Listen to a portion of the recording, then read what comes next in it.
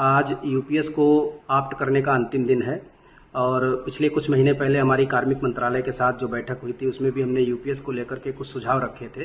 भारत सरकार ने ज़्यादा उन पर गौर नहीं किया। नतीजा ये है कि यूनिफाइड पेंशन स्कीम में अब तक 2 से 3% भी कर्मचारी नहीं गए हैं 32 लाख में से।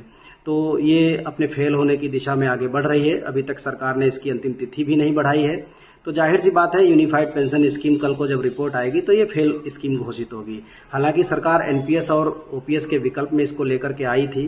1.5 साल मेहनत भी की सरकार ने, लोगों ने इस पर रिसर्च किया और तब जाकर के यूपीएस का ड्राफ्ट बना। और जाहिर सी बात है कि all India NPS employees federation शुरू से कहता आया है कि नाम कुछ भी हो, लेकिन कर्मचारी का जब तक अंशदान उसको वापस मिलने का प्रावधान नहीं होगा, जब तक वॉलंटरी रिटायरमेंट के दिन से पेंशन मिलने का प्रावधान नहीं होगा, तब तक लोग इसके प्रति उदासीन रहेंगे। मेरी अभी भी सरकार से यही गुजारिश है कि इन दोनों महत्वपूर्ण बदलावों पर विचार जरूर करें, तभी यूनिफाइड पेंशन स्कीम सफल होगी। कर्मचारी ओपीएस की मांग कर रहे थे, पर कर्मचारियों को ओपीएस न देते हुए यूपीएस ने सरकार ने यूपीएस कर्मचारियों को दिया है। पर अभी आज कल का आखिरी दिन था, परंतु अभी तक केवल 3% ही कर्मचारियों ने यूपीएस को फॉर्म भरा है, यूपीएस में गए हैं।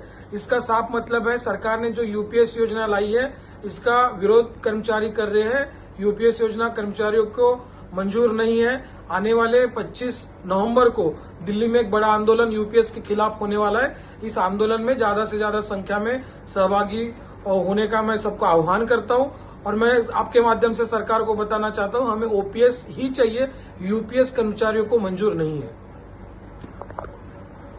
केंद्र सरकार द्वारा लाई गई यूपीएस योजना फेल साबित हो रही है, क्योंकि कर्मचारी यूपीएस में जो 50% की जो गारंटी है कर्मचारियों को रास नहीं आ रही है।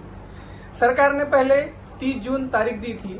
30 जून तक लगभग 1% कर्मचारियों ने ये फॉर्म भरे थे और उसके बाद इस तारीख को 30 सितंबर तक बढ़ाया गया। सूचना के अधिकार में पीएफआरडीए ने जो आंकड़े दिए हैं उसके हिसाब से 21 सितंबर 2025 तक अब तक टोटल जो केंद्रीय कर्मचारी हैं उनकी संख्या है 24,64,437 और इन कर्मचारियों में से अब तक 70,670 इतने कर्मचारियों ने यूपीएस में स्विच किया है।